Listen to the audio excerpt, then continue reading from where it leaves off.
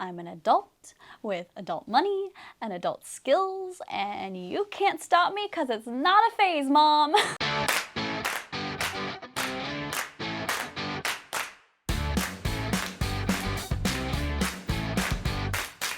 The past 2 years, I feel like have done a complete 180 for me, and they've just been some of the best years in a long, long time. About 2 years ago, I got to work for Reynolds Advanced Materials. There, I met the man of my dreams, who is literally written by a woman. I got to do my first international trip to Mexico and Costa Rica. I then got my own apartment, and then in true around and find out fashion, I stumbled into my dream job, making props and costumes and sets for a theme park. Now I've moved in with my partner, and then I get to spend an extra day and then evenings working on this to hopefully turn this into my full-time job. I feel like I have evolved so much, and thus my style has evolved, and my wardrobe is not really suiting who I am anymore. And so I decided to get rid of like half of my wardrobe and start fresh in a way. And now I get to design a new wardrobe, so let's jump into it.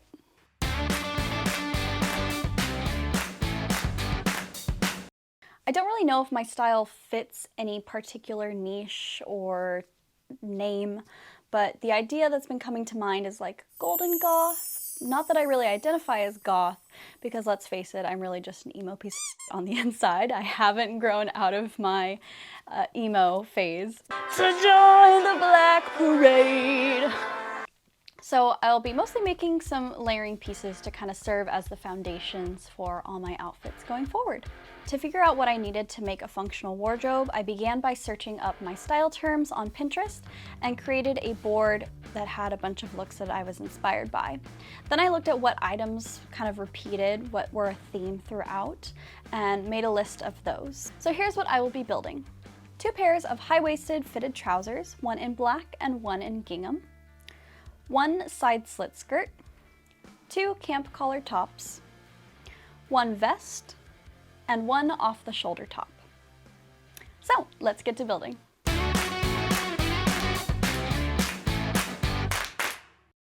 I went downtown to get some of the fabrics that I needed, and while I was down there, I saw the pink gingham fabric that looked very similar to what Barbie's wearing in the Barbie movie trailer. And on a whim, I decided to add the Barbie outfits to my project list. Now, about a year ago, I challenged myself to get better at pattern drafting and to make a bodice block and pants block so that I wouldn't have to create patterns from scratch over and over again. Check out these tickets to the gun show. A block is a basic, tight-fitting, non-stretch pattern that fits you perfectly. And from that, you can do dart manipulation, slashing and spreading to make any range of pattern that you could possibly think of. And this also saves you time in the fitting process because you're starting from a garment that fits and just adding ease in or adding ease out to get to your desired pattern. Once you have a perfected block, you can be 90% sure that your pattern is going to fit better than any Big 4 pattern that you can get, and it'll save you a lot of work in the long run. If you want to learn pattern drafting, pattern making, slash and spread, how to make a solid block, then you'll want to pick up this book. It's called Pattern Making for Fashion Design by Helen Joseph Armstrong. However, this book can be a little bit expensive. So a free option is actually The Closet Historian here on YouTube. Bianca is amazing at pattern drafting. She has an entire video going over how to make your own block, and then she shows how to make probably hundreds now of vintage patterns using the slash and spread method. So I began with my pants block and my shirt block and just did some manipulations there to get my various patterns. My pants block was almost perfect, but because my fabric that I was using had 0 stretch whatsoever, I did have to add a little bit of ease into the legs so that I could bend without popping the seams. But once I did that, these pants came together so quick. The gingham pair, however, took a little bit longer because the fabric was a bit sheerer than I realized when I bought it, and so I had to flatline them with some cotton from an old bed sheet. But once they were all serged together, they came assembled really quickly. I did take a little extra time to pattern match the pocket facings so that the vertical and horizontal lines would not be interrupted. However, I did get a little off on the center front seam, but done's better than perfect. I did make one mistake on both pairs of pants, and that is at first I had put really thin waistbands on them and they just didn't look right. A lot of the belts that I have are really wide, and so they didn't lay well together. So I ended up ripping off the waistbands that I had already done and putting even wider waistbands with a little bit of elastic in them. So that way they provide just a little bit of cinch. And then I even went ahead and made some belts. I had an old veg tan leather hide sitting around and some vintage belt buckles. So I dyed the leather black and added some rivets to them and punched some holes and made some little belts to accessorize all of my outfits. Speaking of accessorizing, I would like to thank today's sponsor, Nikki. Thanks, Nikki. I'll take it from here. This year, I challenged myself to pursue my dreams and do the things that scared me, and one of those was starting my brand. If you love vintage fashion, corsetry, and crafts, then you're gonna love the first collection in my jewelry line, which is the corset earrings and necklace. It has been quite the conversation starter, which has helped me find people in my community who also have a love of vintage fashion, corsetry, and cosplay, which is super helpful for people like me who get a little shy sometimes. They are 18 karat gold plated with a stainless steel base and are incredibly lightweight. So if you'd like to treat yourself and support the channel, you can find the link to them in the description down below. Back to you, Nikki. Thanks, Nikki. Next, I patterned the off-the-shoulder top. Well, it's not really off the shoulder. I wanted it to feel like it was going to fall off the shoulder at any moment, but surprise, it doesn't. Last time I had gone down to the fabric district, I found this really pretty chiffon, so I wanted to use this for the off-the-shoulder top because I thought the sleeves would look really, really pretty. But the chiffon doesn't have enough body to support itself, let alone have the structure that I want it to have, because structure just looks so nice.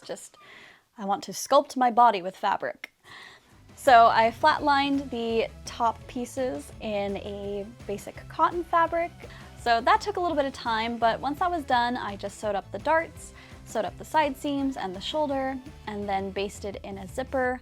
I tried it on one more time before adding in the sleeves because something told me that it wasn't gonna quite fit right, and I was correct. Because I made it a more scooping neckline in the back, there wasn't a lot of fabric to hold it taut across the back of the shoulders. So I needed to take out about 1 inch at the top of the back. From there, I set in the sleeves, I serged the hem of the sleeves, and decided not to do a bishop sleeve with it. I just left them flowy as is because I really wanted to see that fabric move. Then the neckline and waistline were still raw and I needed to finish them, but I didn't want to add a full lining to this because it's supposed to be a summer shirt. So I just bound the waistline in a piece of bias cut fabric, and then the neckline was faced with another piece of bias fabric. At this point, it was almost my boyfriend's birthday, and he wanted to go to Catalina Island for his birthday. Now, I had never been to Catalina, but I knew it was a cute little vacation spot. It's a little island about 1 hour west of Los Angeles, and I knew this would be the perfect point to make my Barbie outfits. I used my off-the-shoulder top as a pattern for the Barbie top and sewed it up very similarly, but this time adding little spaghetti straps on the shoulders. I wanted to make a mini skirt inspired by Barbie's beach sarong. I don't yet have a skirt block, so I used the hips of my longline corset to kind of fudge one. And so I just extended the lines downward and blended some seams together, and then drew the scallops at the bottom edge. To make the scallop hem, I sewed the lining and the gingham fabric right sides together, stitching along the curves. However, between each curve, you need to add a 2-stitch straight stitch.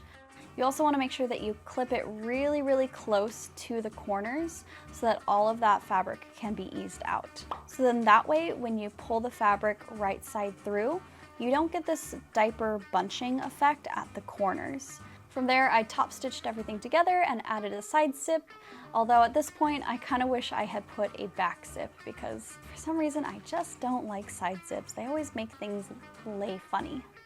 I even made a cute little belt to match using a buckle that I happen to have on hand.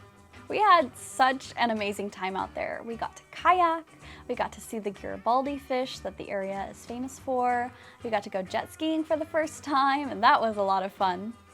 We also happened upon a party in the famous casino in the round building on the edge of the water and partied all night long in this historic building. It was so much fun. We even hiked to the second tallest peak on the island, from which you could see both sides of the ocean, which was wild because I had never been on an island before. That's ocean. Come here, come here. That's ocean. What an island! I'm surrounded by ocean!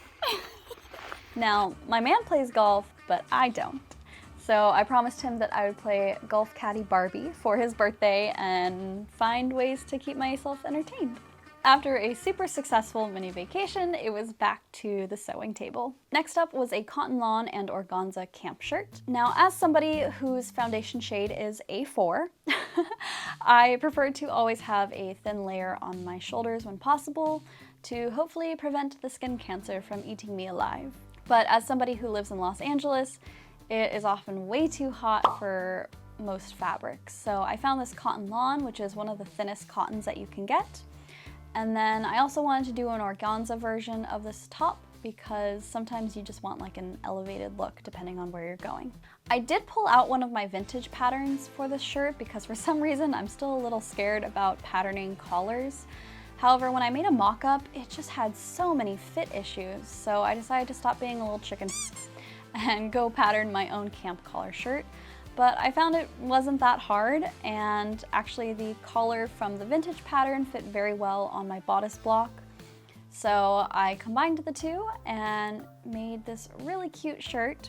It sewed up really fast. These shirts are actually really deceptively easy. However, because the cotton lawn is so thin, even with the facing, it was just a little too thin for me to feel comfortable putting buttonholes into it. So instead I opted for some snaps down the front. And then to hide the stitching on the snaps, I of course had to add some rhinestones to it.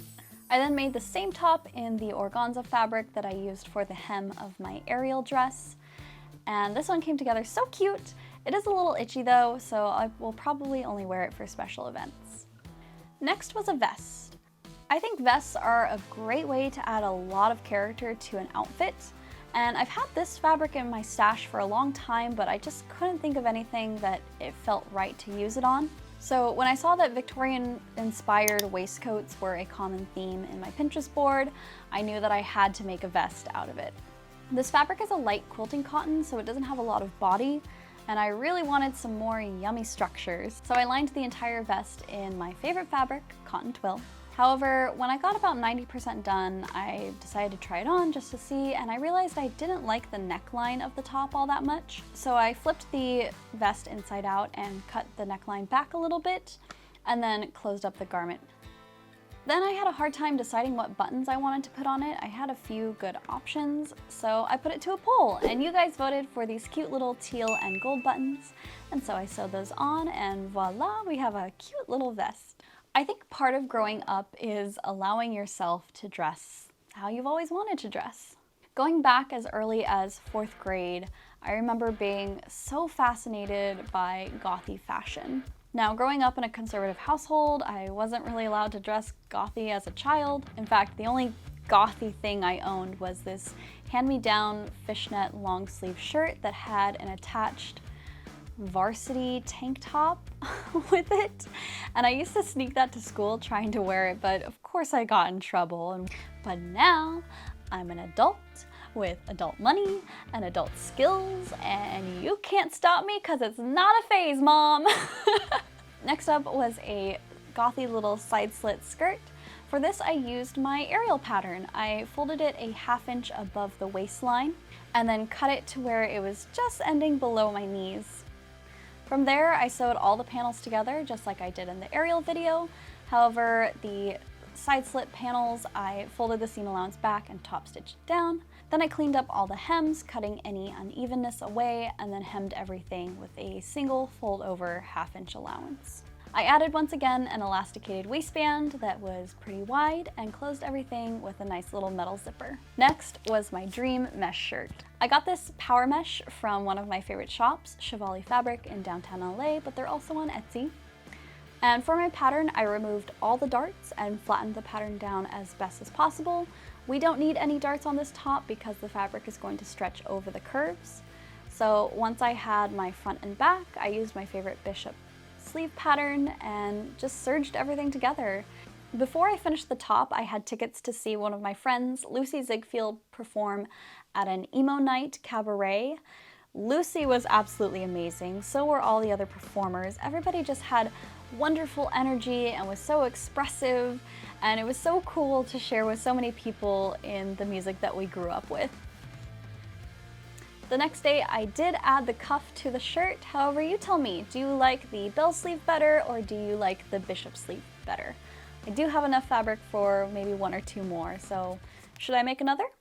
Here are the finished looks.